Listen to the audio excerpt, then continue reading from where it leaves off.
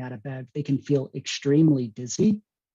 And we've seen a lot of people hospitalized after falling because they feel so dizzy. And so I think that's something important to keep in mind if you are having that symptom, to really stay hydrated. Really increasing your fluids is the best treatment. But really, every time you change position, to stop yourself, count to 15 seconds to allow your body to equilibrate. And then, going from laying down to sitting, 15 seconds, sitting to standing, 15 seconds, and then go on. Jumping right out of bed, especially when you're feeling dizzy, can be dangerous, and to take it easy. So we'll talk a little bit about, I think the most common lingering symptom, especially as we see in long COVID or post-COVID, it has a couple names, is the fatigue. And actually people who have breakthrough infections or any infections, the fatigue, and a lot of times is the worst symptom and can be quite debilitating. And so I think this is a time to really listen to the body, give yourself some grace, and just rest when your body says so. I think what is also we have seen is that people can have a phenomenon called post-exertional malaise, that where, as they're recovering from the virus and they try to do an activity that should not be that tiring, like going grocery shopping or doing housework, that it just wears them out and they feel like they have to sleep and can't do any other activities throughout the day. So both the fatigue and this phenomenon called post-exertional malaise are quite real. And unfortunately, as we've seen, especially in the long COVID population, which we'll talk about, just trying to push through, be like, I'm going to go out there and get it. I'm going to push through and try to work through this fatigue is actually not helpful whatsoever. And if anything, it can actually delay people's recovery. And so I think this is a time for people to really listen to their bodies, rest, recommend working fewer hours per day or working their most strenuous parts of their job or their daily activities when they have the most energy, and really resting when they have the opportunity. Return to work duties or gradual exercise is going to be really important. Once you're feeling up for doing exercise, to start slowly. Once again, that if you feel like you are hitting a wall, respect that wall, try to build up to that. And then once you feel yourself getting to that point, take a rest and slowly build a routine so you can get back up to your usual pre-illness capacity.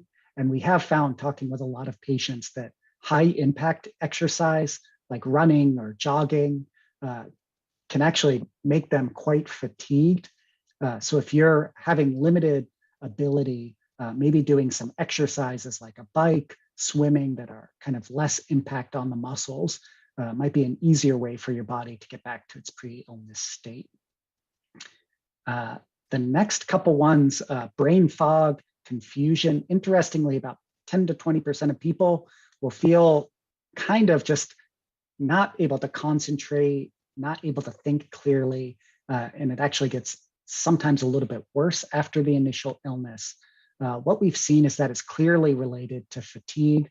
The more fatigued people are, the worse their brain fog is. And so it's just really managing the energy like we talked about, planning, pacing, resting when needed. And in same ways, recognizing that doing anything that is mental or cognitive exertion is almost pulling from the same battery as physical exertion.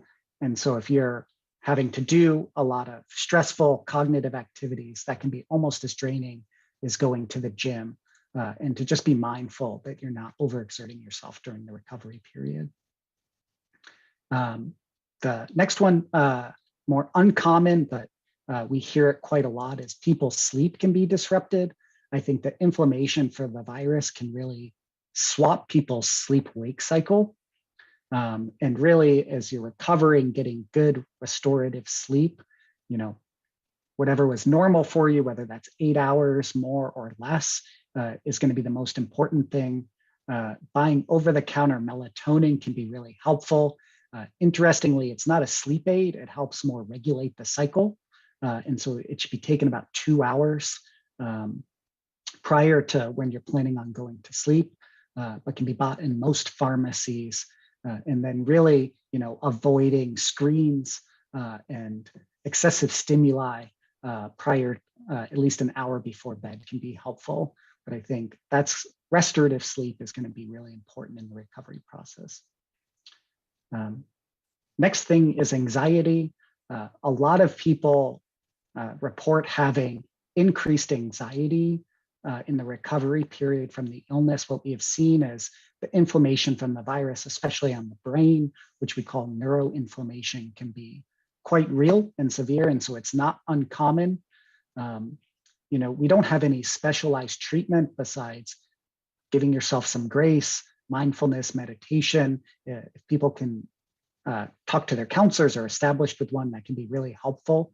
Or if you are noticing, if you are someone who has anxiety before the illness and it is much worse, I think it is worth talking to your doctor about potentially changing medications or treating that more intentionally after the illness, because we've certainly seen that as part of COVID-19 in the recovery. Last one is loss of sense of taste and smell. Usually the sense of taste is really due to loss of smell. The good news on that one is we know that it's not the smell nerves that are affected, it's the supporting structures and those supporting cells which regrow. And so the studies show that 99% of people are regaining their sense of smell within 1 year. Most people much, much earlier than that. And we're seeing people only lose it for a couple days, even with Omicron. But if someone has lost their sense of smell and taste for more than 4 weeks, I recommend doing smell retraining, which is basically physical therapy for the nose. There's some great websites out there. The one I recommend is called abscent.org. It's cleverly named abscent.org. And they walk you through in a free way how to do smell retraining. It's basically getting 4 distinct smells and very intentionally and mindfully smelling it for 5 minutes a few times per day. And if the smell doesn't return after 4 weeks, there is evidence that using a nasal steroid, which can be prescribed by a doctor or bought over the counter at a drugstore, just doing 2 sprays in the nose twice a day can help people recover faster who have lost their sense of smell, although for most people that's not necessary. So next, I think people ask, how do I differentiate between I'm just slowly recovering versus I have long COVID? And that's a great question we get a lot with no clear answer. Right now, the difficulty is that long COVID is not clearly defined. And so the reporting on it is just any symptom that lasts more than 4 weeks or 12 weeks, depending on how it's reported. But we kind of consider long COVID or post-acute sequelae of COVID-19 or post-COVID. It's called all the same thing. But really at 12 weeks or 3 months, if people are not getting better, that they have long COVID. And so the thing that lingers the most is the cough. And if you weren't in the hospital, that's usually not dangerous and won't require anything special. But I would say, if you are noticing that similarly, when you go from laying down to standing, that you get very dizzy, or if your heart rate gets extremely high for no reason at all, or the fatigue and the brain fog are just really out of proportion and not getting better, and any activity really wears you out, that makes me concerned that you may be developing long COVID. I think before 12 weeks, seeing your primary care doctor to make sure nothing else is going on and your other health is in good shape will be important. More than 12 weeks, I do think asking your doctor for potentially specialty care or a post-COVID program might be appropriate to try to get back on the path to recovery. But I think the one thing is, if you're really having trouble getting back to your usual state of health in your activities, that doing physical therapy is extremely important. And that can be done, as soon as you're starting to feel better and feel up for physical therapy, even at 3 to 4 weeks. And a lot of providers and physical therapy clinics here in Austin have developed specialized protocols for people recovering from COVID-19 and should have a lot of experience in knowing exactly what needs to be done to help people get their breathing, their muscle tone, and then their energy levels back to normal.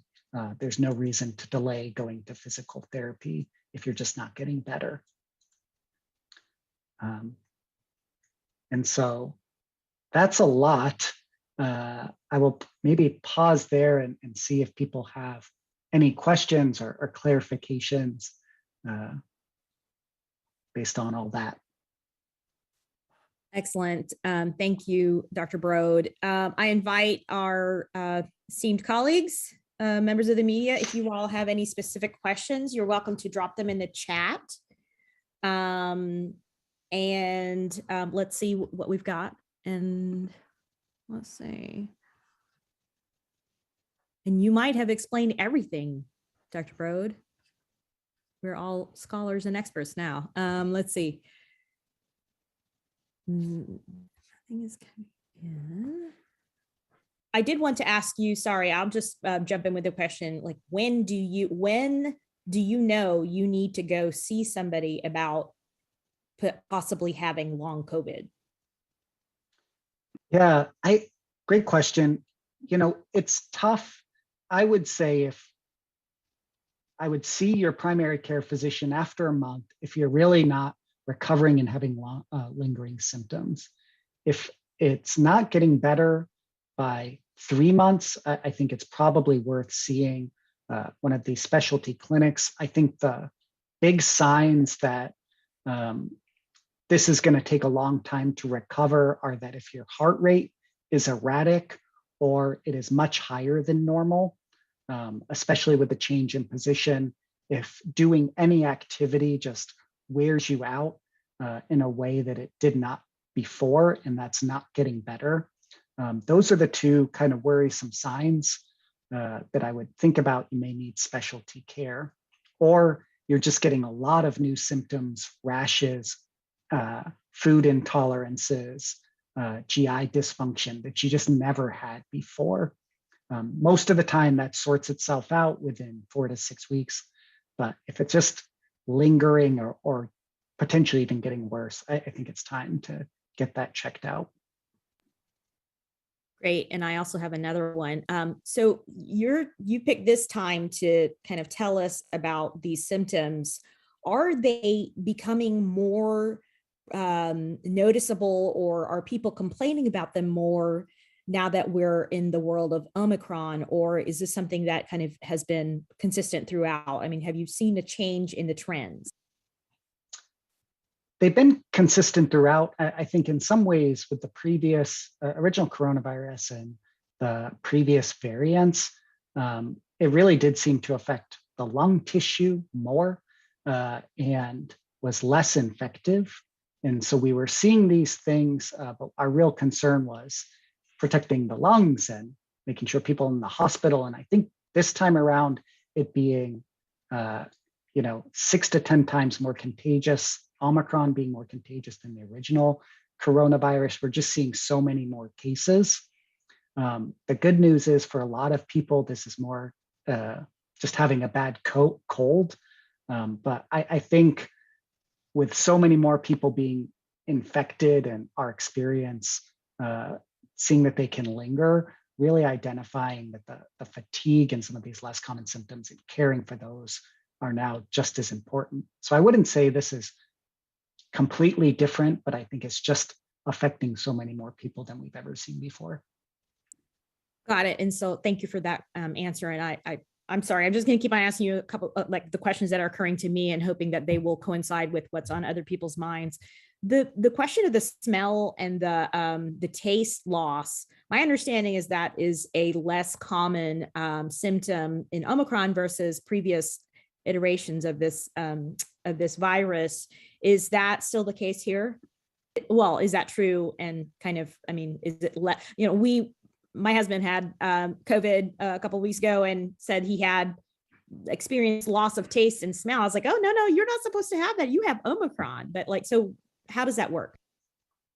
Yeah, it's in the original coronavirus, it was about 50% of people would lose their sense of taste and smell. Now it's 15 to 25%, so about half that. People are recovering it faster. It may be for the virus itself, just not, it seems to want to affect the respiratory tissue, maybe instead of the nasal cells. We don't know exactly why that is for sure, but we are seeing it as less common, but still happening. And there's not much else that will make you suddenly lose your sense of taste and smell. So if that happens, assume you have COVID. Okay, and then I have one last question, and I'm hoping somebody else will jump in if you have them. Otherwise, maybe we're getting all the information that we need, and that's fantastic. Appreciate it. That means you've been extraordinarily thorough. I did want to ask you, I know that you are not necessarily a pediatrician, but for cases in children, when you're talking about these more, tricky symptoms, how do they play out in kids, generally speaking? I know you may not have specifics, but I just kind of wanted to, how do you encapsulate that contrast? Yeah, I think the good news is that for children, their immune system seems to handle the virus better than adults, and especially the elderly, and so have less severe symptoms.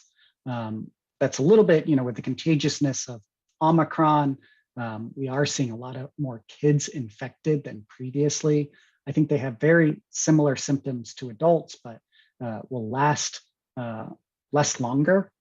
And I would say, especially teenagers, almost similar with other viruses like mono, teenagers in particular are predisposed to having fatigue or fatigue syndromes during their recovery.